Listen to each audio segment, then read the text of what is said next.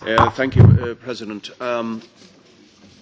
First of all, I would like to relate the concern of trade unions in Canada with regard to this proposed agreement, and who point out that the push for this agreement comes entirely really from large corporations, both Canadian and based in the European Union.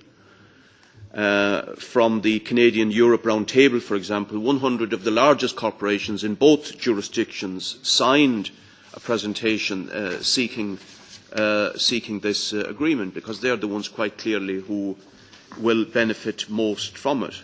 Now, I would like to pose a few questions that maybe the Ambassador and the Commission could comment on.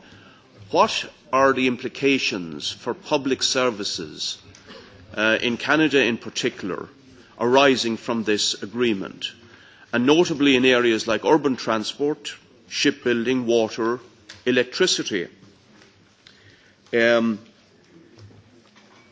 it be the case that under a Canada-EU trade agreement, government procurement and public procurement will be open to bids on local services? And has the Canadian government any concerns about what the implications of this can be for pressure on wages and the conditions of the workers supplying those services? And could I ask you, Ambassador, perhaps to elaborate just very briefly on, in the opening up of public services in trade agreements, what is the actual current position as between the federal government and the individual states?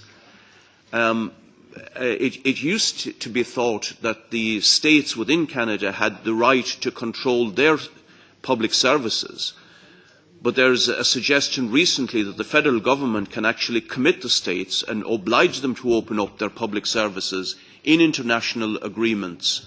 You might clarify that.